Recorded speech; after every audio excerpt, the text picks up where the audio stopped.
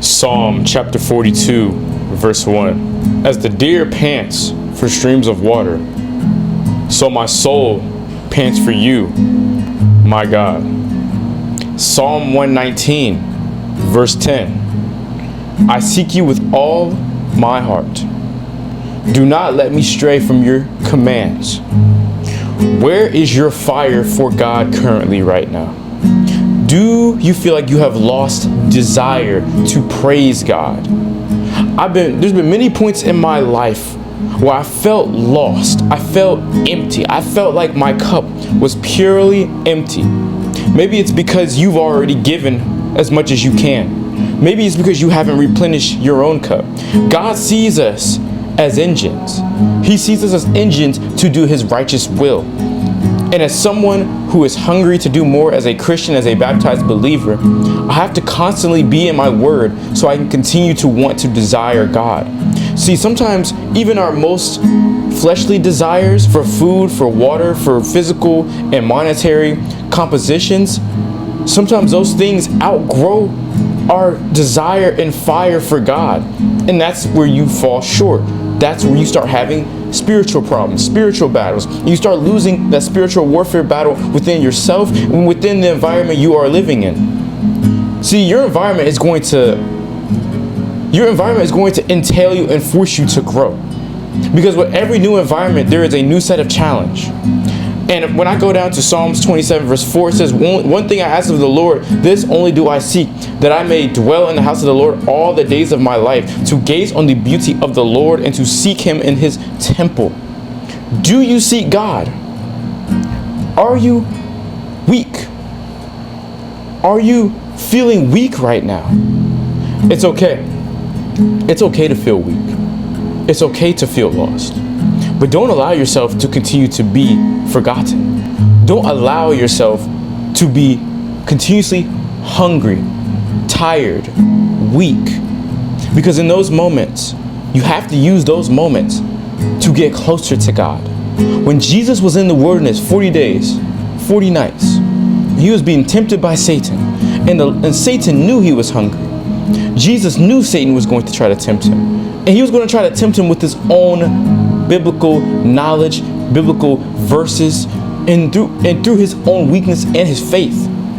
But Jesus stood so strong in his word. Jesus was so strong, so nurtured, so nourished in the Bible, in his Lord's word, in his Father's business, that nothing could knock him off of his spot. Nothing could take him away from his purpose. Nothing could take him away from doing the Lord's work. And so I ask you this, what is distracting you right now? You may be distracted. What is taking you away from your purpose? I, for one, have been so distracted because I'm trying to continue to figure things out on my own. But that's my problem, figuring things out on my own. I'll kid y'all not, man. There's been plenty of times where I've asked myself and had to talk to God plenty of times. And sometimes I don't even talk to God. And that's a problem. Many of my friends, and I love my friends, don't get me wrong, they tell me all the time, have you talked to God about it? My mom will tell me, have you talked to God about it? My brother will ask me, have you talked to God about it? Are you going to God with a hungry heart, a hungry spirit, someone that's like a werewolf that is seeking and searching for food? Are you that hungry? I don't know if you're that hungry for God. I don't know if you're that hungry, right? You know, there's levels to hunger. You got those people who say, "Oh, I'm hungry," or I can eat a little bit of food here and there. I can have a little snack right now. And then you got those who are actually in famine right now, who are physically starving.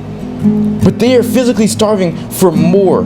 That's why genuinely you see people in this day and age, especially from back in the day, those people that came from struggle and hardship desired and yearned for more.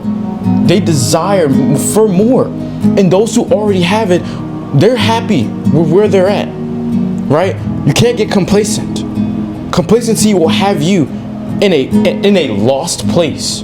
Complacency will have you feeling like you figured everything out.